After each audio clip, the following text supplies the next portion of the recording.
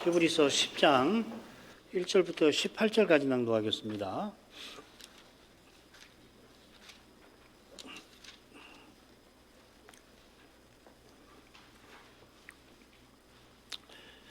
율법은 장차 오는 좋은 일의 그림자요 참 형상이 아니므로 해마다 늘 드리는 바 같은 제사로는 나오는 자들을 언제든지 온전케 할 수 없느니라. 그렇지 아니하면 섬기는 자들이 단번에 정결케 되어 다시 죄를 깨닫는 일이 없으리니 어찌 드리는 일을 그치지 아니하였으리요. 그러나 이 제사들은 해마다 죄를 생각하게 하는 것이 있나니 이는 황소와 염소의 피가 능히 죄를 없이 하지 못함이라. 그러므로 세상에 임하실 때에 가라사대 하나님이 제사와 예물을 원치 아니하시고 오직 나를 위하여 한 몸을 예비하셨도다. 전체로 번제함과 속죄제는 기뻐하지 아니하시나니 이에 내가 말하기를 하나님이여 보시옵소서. 두루마리 책에 나를 가리켜 기록한 것과 같이 하나님의 뜻을 행하러 왔나이다 하시니라. 위에 말씀하시기를 제사와 예물과 전체로 번제함과 속죄제는 원치도 아니하고 기뻐하지도 아니하신다 하셨고 이는 다 율법을 따라 드리는 것이라. 그 후에 말씀하시기를 보시옵소서. 내가 하나님의 뜻을 행하러 왔나이다 하셨으니 그 첫째 것을 폐하심은 둘째 것을 세우려 하심이니라.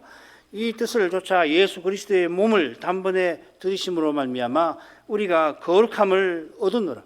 제사장마다 매일 서서 섬기며 자주 같은 제사를 드리되 이 제사는 언제든지 죄를 없이 하지 못하거니와 오직 그리스도는 죄를 위하여 한 영원한 제사를 드리시고 하나님 우편에 앉으사 그 후에 자기 원수들로 자기 발등상 되게 하실 때까지 기다리시나니 저가 한 제물로 거룩하게 된 자들을 영원히 온전케 하셨느니라.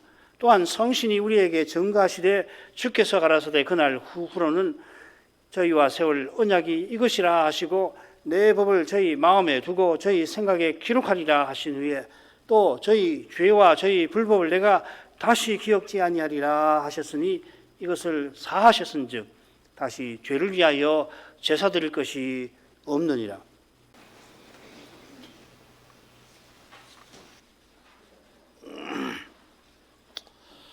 오늘 낭독한 말씀은 히브리서 8장 후반부의 핵심 교훈과 딱 붙어 있습니다.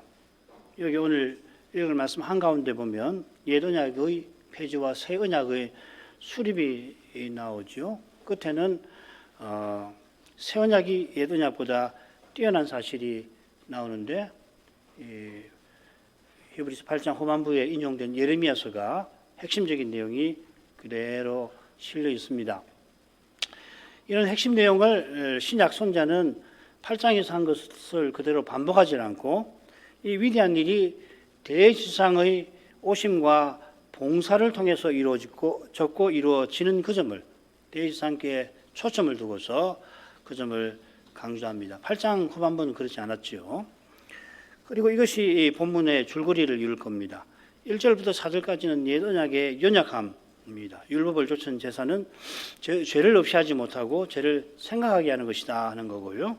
그 다음 5절부터 7절까지는 아들이 하나님의 말씀을 좇아서 이 세상에 오셔서 자기를 들으셨다 합니다. 그리고 말씀드린 대로 8절부터 10절까지가 핵심 내용이 있는데 아들이 오신 이유는 첫 것을 폐하시고 둘째 것 새 언약을 세우려 하심이라 했습니다.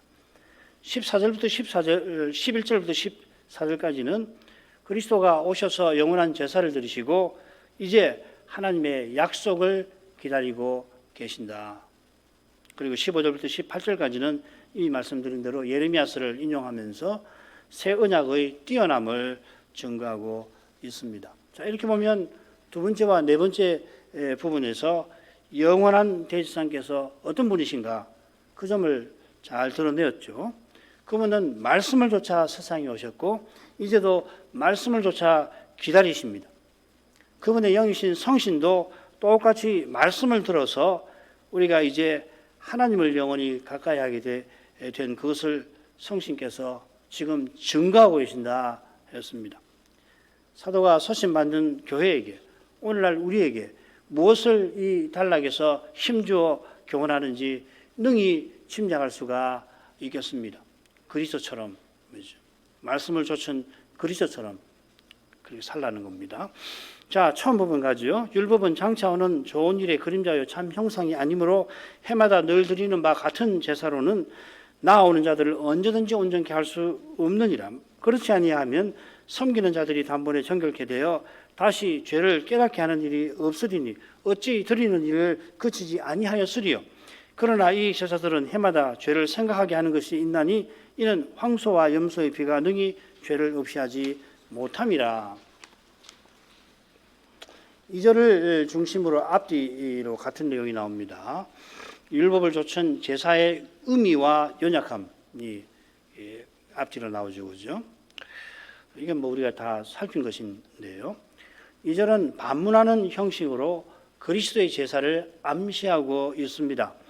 선자는 앞서 그리스도께서 세상 끝에 나타나셔서 단번에 제사를 드리시고 두 번째 죄와 상관없이 나타나실 일을 전했습니다.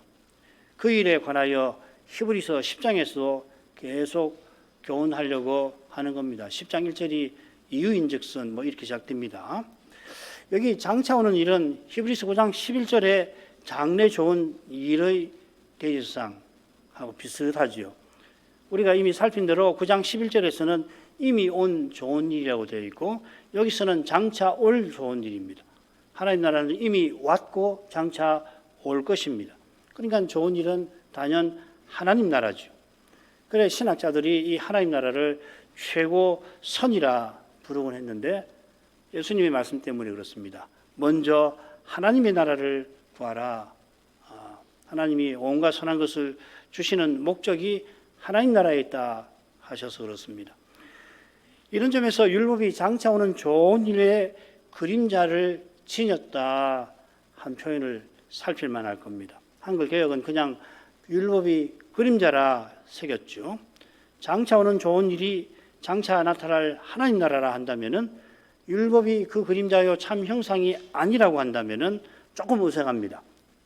그보다는 율법은 그리스도 하나님 나라를 가리키는 그림 청사진을 제시한다 이렇게 표현하는 거죠.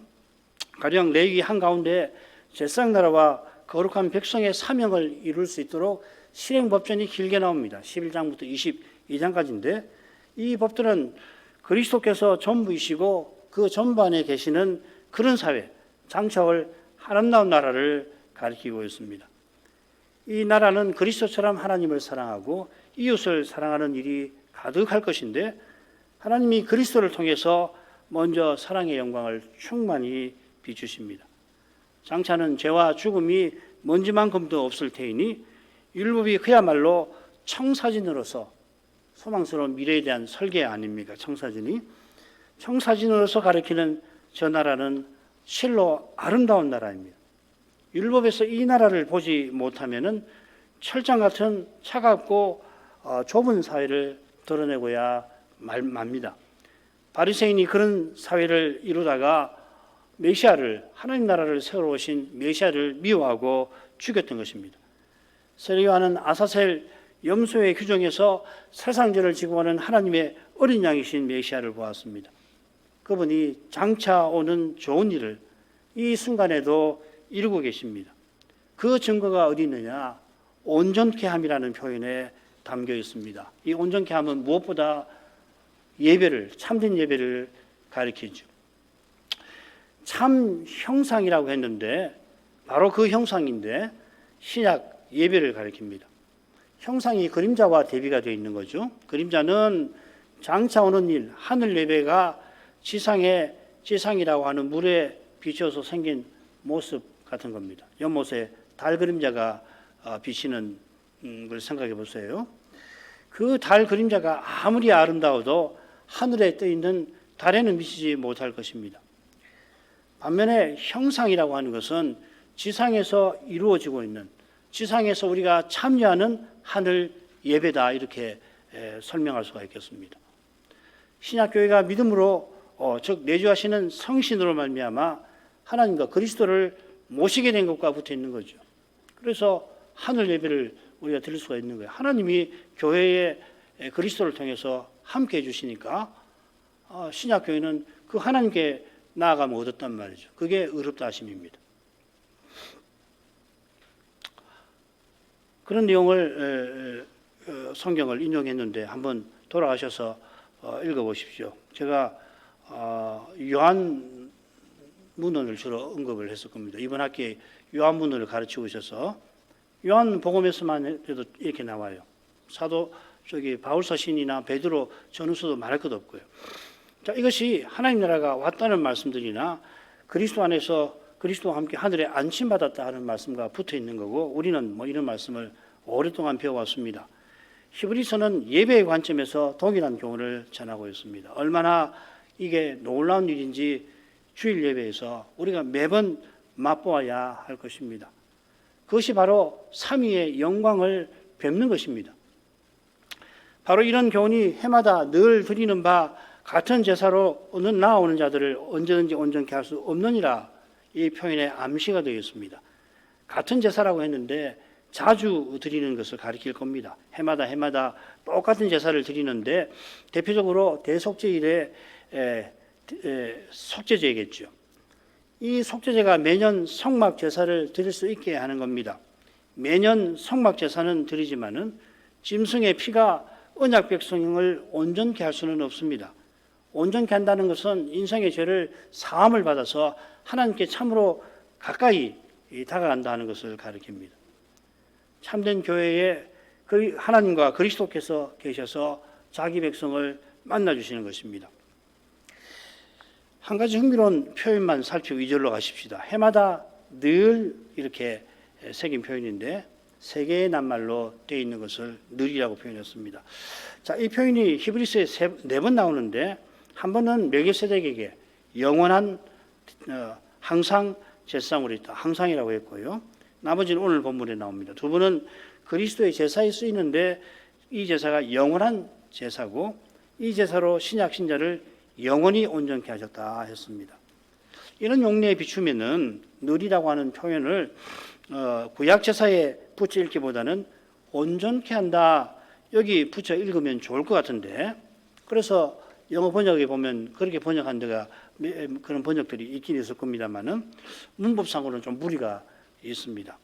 자, 그러면은 왜 같은 표현을 서로 다른 의미로 선자가 썼겠는가? 이것만 생각하죠. 구약 시대에 제사가 마치 영원히 드릴 것처럼 드려졌는데 실은 영원한 효력이 없어서 그럴 수밖에 없었다 하는 것입니다. 이런 정도로 하고 넘어가죠.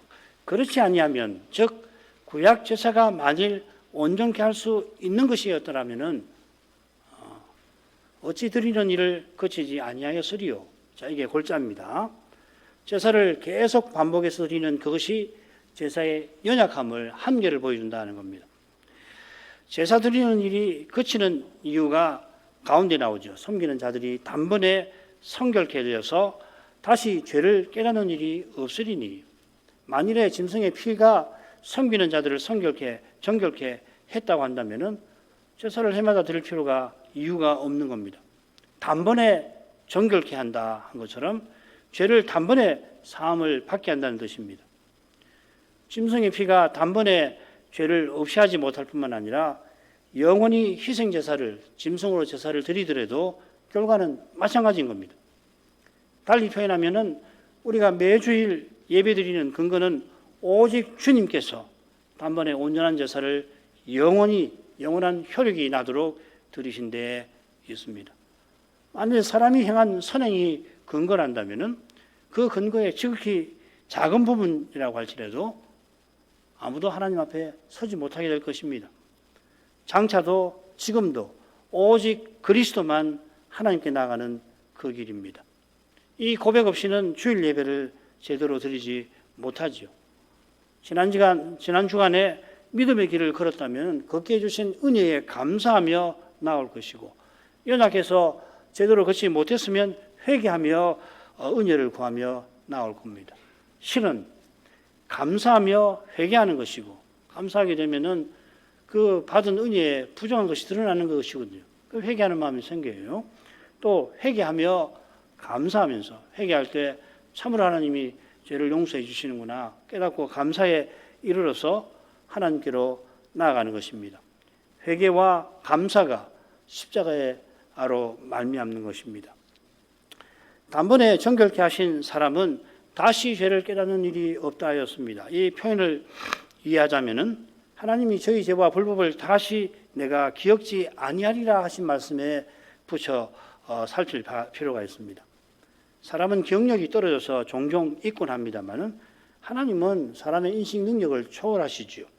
창세기에 보면은 아담이 그 많은 짐승이 자기 앞에 지나갈 때 이름을 다 지어줄 만큼 정말 지금 우리로서는 가늠하기 힘든 그런 뛰어난 인식 능력을 사람이 가지고 있었는데 영원한 나라에서는 우리의 인식이 그보다 뛰어나면 뛰어나지 그거 정도가 아닐 거예요. 그렇다면 사람의 이 지적 직관이라고 하는 건데 탁 보고 하는 것이거든요. 그런 능력이 죄 없는 아담에게 있었는데 장차 우리는 말할 것 없겠죠, 그죠? 사람이 그렇다면은 하나님의 인식은 장차도 사람이 측량치 못할 수준일 것입니다. 하나님께서는 우리가 지금 범한 모든 죄와 그로 말미암아 생긴 결과들 세세히 전부 아십니다. 어느 것 하나라도 하나님의 인식을 벗어날 수 없습니다. 그런 하나님께서 우리의 불법을 다시 기억지 아니하겠다 하셨습니다. 이 표현은 적어도 하나님께서 우리의 죄를 처벌하려는 생각으로 기억하시지는 않을 것이다 하는 뜻이겠죠. 그처럼 하나님께서 그리스도 안에서 우리의 모든 죄를 용서하십니다. 우리가 믿은 후에 잘못했다고 해서 믿을 때 베푸신 용서를 철회하시지 않습니다. 이 사실이 다시 죄를 깨닫는 일과 붙어 있는 겁니다. 이 깨닫는 일, 다른 데서는 양심이라고 새겨져 있다고 말씀드렸죠. 우리 속에 양심이 우리가 지은 죄를 두고 우리를 고소합니다. 로마서 2장 15절에 그걸 다루죠. 이 고소로 심판의 두려움이 일어나면은 우리의 마음은 잘못을 변명하기도 하고 두려우니까 또 숨기기도 합니다. 주님의 속죄를 참으로 맛보는 사람이 이런 양심의 고소에서 벗어나게 된다 하는 것입니다. 물론 믿은 후에도 죄로 말미암아 양심이 심히 괴롭게 되곤 합니다만은 믿기 전처럼 심판의 두려움에 사로잡혀서 거기서 한삼코 벗어나려고 그러니까 변명도 하고 숨기기도 하고 거짓도 말하고 그렇게는 하지 않는다는 말이죠. 참된 믿음은 그런 일이 있을 때 겸손히 죄를 회개하고서 마침내 죄에 고소하는 권세를 양심에 찌르는 그 아픔을 이렇게 이긴다 하는 것입니다. 그런데 구약제사는 해마다 죄를 생각하게 하는 것이 있습니다. 언약 백성이 죄가 생각나서 오실 메시아를 결국 바라보게 하는 거죠.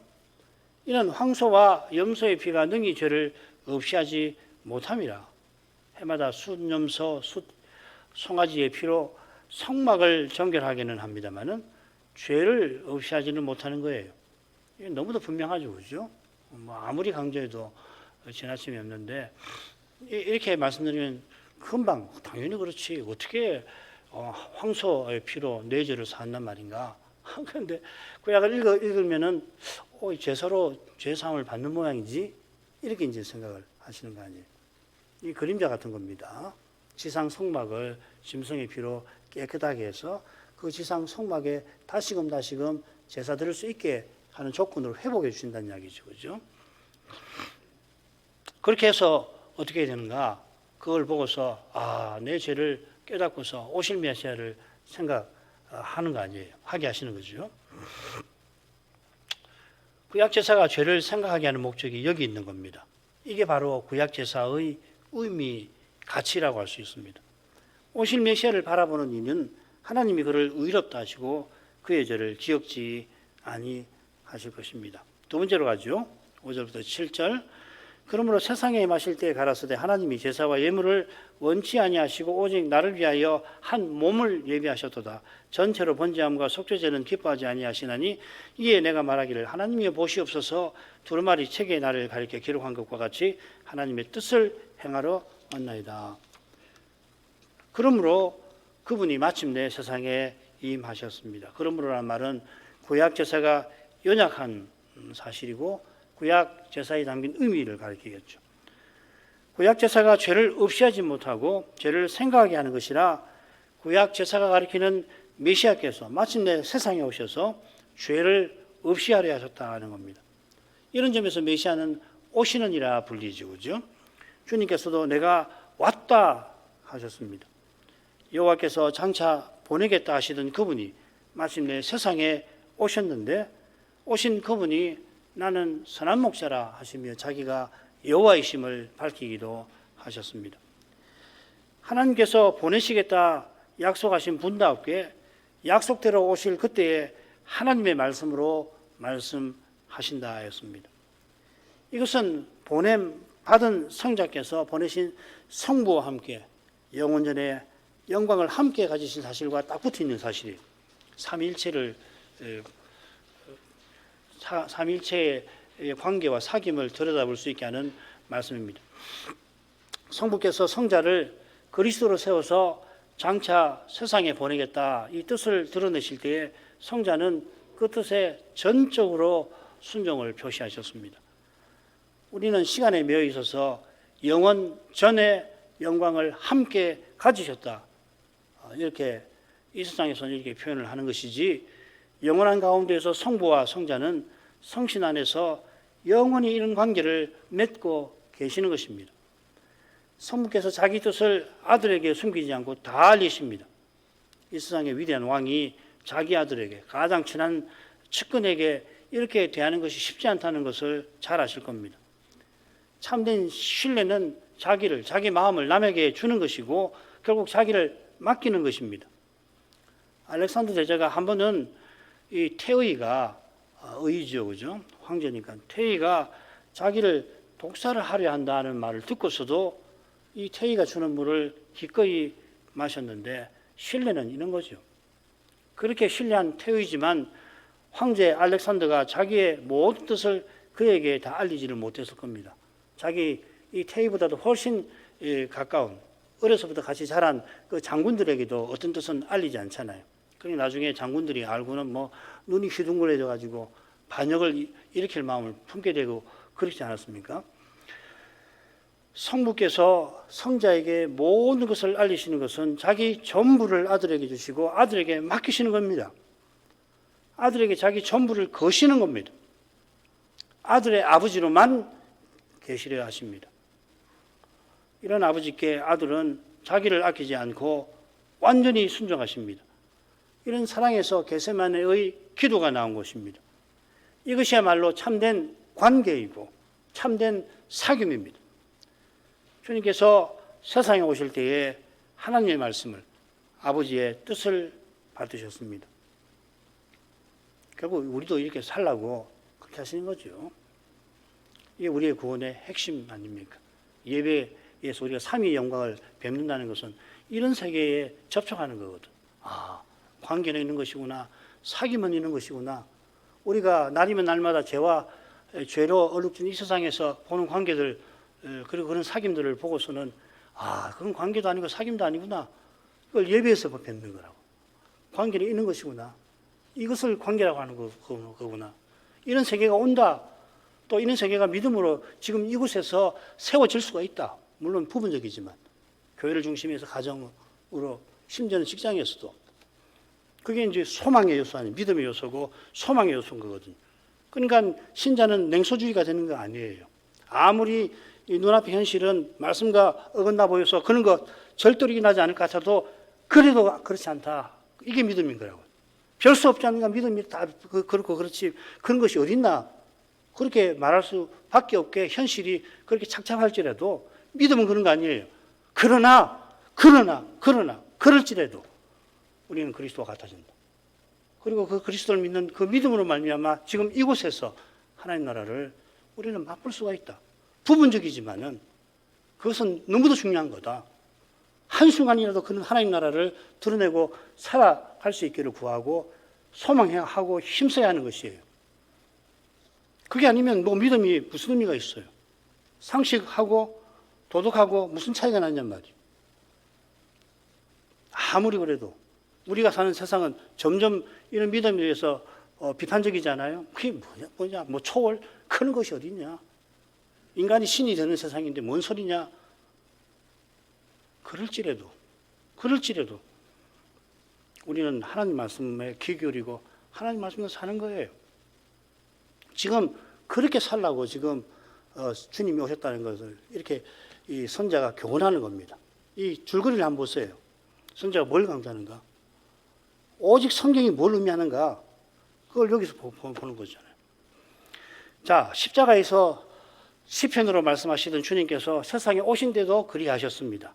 인용된 말씀은 시편 40편 6절부터 8절입니다. 이 시는 1절이 어떻게 시작되냐면 여호와를 기다리고 기다렸더니 나의 부르짖음을 들으셨도다 이렇게 시작돼요. 이 내용이 오늘 나왔죠. 오늘 이 10장 12절에 나왔죠. 이 시인의 마음이 그리스도의 지금 하늘에 계신 그리스도의 심정하고 똑같다라고 하는 것을 이 시가 처음부터 밝히는 겁니다. 그래서 아마 히브리 선자가 이 시를 특별히 인용을 하는 것 같아요. 시편이 굉장히 많고 이런 시가 굉장히 많은데 왜 이 시를 택했나? 그 이유가 여기도 있는 것 같습니다. 영원하신 대제사장이 기도하며 기다리시는 사실, 그게 멜기세덱 반차의 대제사장을 통해서 우리에게 교훈하고자 하는 핵심입니다. 배도의 시대에 어떤 태도가 필요한가? 이 태도가 필요하다는 겁니다. 그건 그리스도를 믿는 믿음으로만 우리가 얻을 수 있는 거다. 그 말이죠.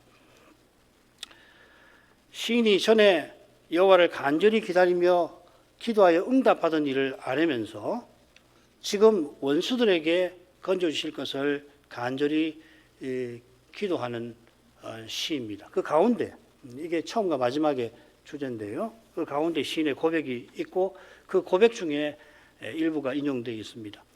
둘째 단락을 보면 시인은 우리를 위한 하나님의 많은 기적과 우리를 향한 하나님의 많은 생각을 아뢰면서 5절에 시작하는데 12절에 끝에 뭐라고 했냐면 무수한 재앙과 나의 머리털보다 많은 죄, 자기 죄를 고백합니다.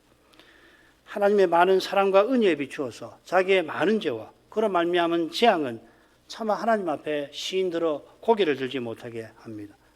그런데도 여호와께서 그의 입에 새 노래를 두셨기 때문에 시인은 기도할 수가 있습니다.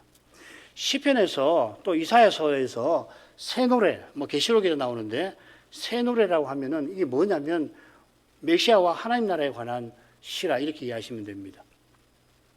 낭망할 시인들로 오실 메시아를 바라도록 새로운 노래를 성신께서 주신 겁니다. 시인에게 찬송할 시를 주어 부르게 하셔서 그의 소명을 이루게 하시는 것입니다. 그처럼 하나님께서 하나님의 뜻을 그에게 알리십니다. 6절이 그 말이죠. 주께서 나의 귀를 통하여 들리시기를. 그 내용이 지금 히브리서에 인용이 되어 있습니다. 메시아께서 마침내 오셔서 시인이 회개하며 간절히 바라던 그 일을 친히 이루려 하신 겁니다. 주님이 세상에 오실 때 하나님이 제사와 예물을 원치 아니하시고 오직 나를 위하여 한 몸을 예비하셨다 하십니다. 하나님이 제물과 제사를 원치 아니하신다는 것은 제사와 예물이 그림자로서 가리키는 그 일을 원하신다는 뜻이죠. 주님도 하나님께서 제사가 아니라 긍휼을 원하신다 하시고 내가 죄인을 부르러 왔노라 하셨습니다. 마태의 잔치에서 그렇게 하셨죠. 이 일을 이루라고 하나님이 메시아에게 한 몸을 예비해 주셨습니다. 시편 40편에는 한 몸이 나오지 않고요. 내 귀를 통하여 들리셨다 그렇게 되어 있습니다. 이 표현 내 귀를 통하여 들리셨다는 말은 히브리 이 종이 이 자원에서 이제 종이 되면 안식년이든지 희년을 통해서 종살이에서 벗어나잖아요. 그런데 주인이 너무 좋으니까 내가 죽을 때까지 이 주인이 내 종으로 살아야 되겠다 할 때 그 규례를 가리키는 겁니다. 그 집 문에 귀를 대고 송구스를 박아버리잖아요. 뚫어버리잖아요. 그 말이거든요. 이는 신실하게 주인의 말씀을 받든다 하는 뜻입니다. 아들이 아버지를 사랑하셔서 기꺼이 보냄 받으십니다. 보냄 받는다는 말은 종이 된다는 말입니다.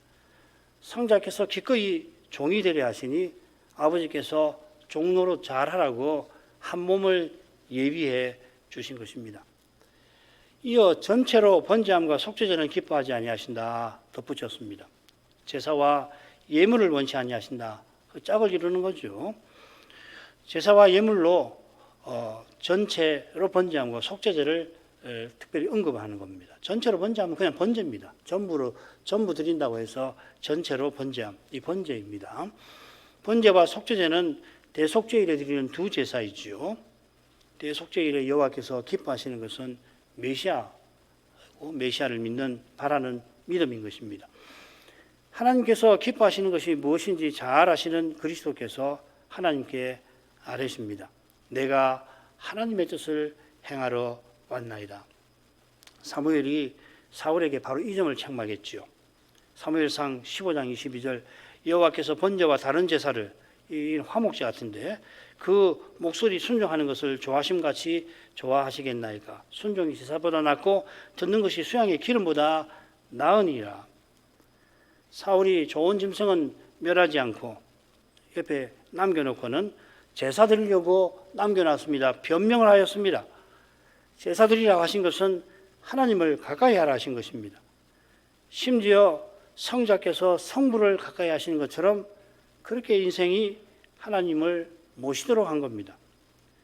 하나님을 가까이 하게 하셨으니 마땅히 성자처럼 성부를 순종해야 하는 것입니다. 그러나 사울은 왕이니까, 기름 부음 받은 왕이니까 메시아를 누구보다 본받아야 하는데 자기 영광을 구했던 것이죠. 그게 아말렉 왕 아각을 살려둔 이유이기도 할 것입니다. 자기 영광을, 내가 승리했다, 그걸 사람들에게 알리려고 아각을 살려둔 거 아니에요.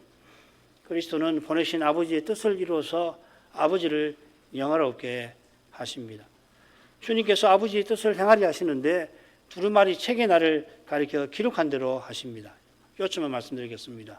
두루마리 책을 뭘로 보든지 간에 구약 계시를 가리킨다, 그렇게 이해하시면 되겠습니다. 그 다음으로 하죠. 세 번째, 위에 말씀하시기를 제사와 예물과 전체로 번제함과 속죄제는 원치도 아니하시고 기뻐하지도 아니하신다 하셨고, 이는 다 율법을 따라 드리는 것이라. 그 위에 말씀하시기를 보시옵소서 내가 하나님의 뜻을 행하러 왔나이다 하셨으니 그 첫 것을 폐하시면 둘째 것을 세우려 하십니다. 이 뜻을 조차 예수 그리스도의 몸을 단번에 드리심으로 말미암아 우리가 거룩함을 얻었노라. 방금 살핀 주님의 말씀을 요약하면서 선자는 주님이 오신 목적을 교훈합니다. 하나님께서 희생 제사를 원치도 기뻐하지도 아니하시는데 이 제사는 율법을 따라 드리는 겁니다. 여기 율법이라고 하는 것은 첫 언약을 말하는 거죠. 제사는 율법의 첫 언약의 예법인 겁니다.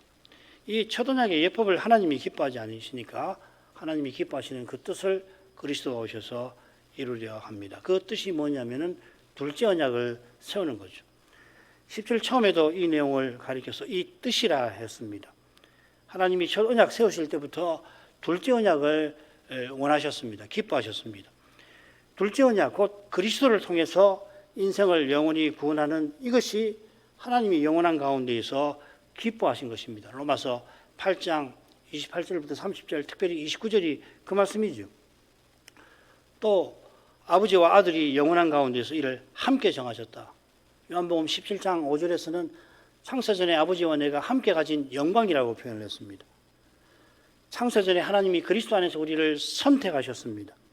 이 구원을 위하여서 그리스도께서 마침내 세상에 오셔서 첫 것을 폐하시고 둘째 것을 세우셨습니다. 십자가에서 이 목적을 이루셨습니다.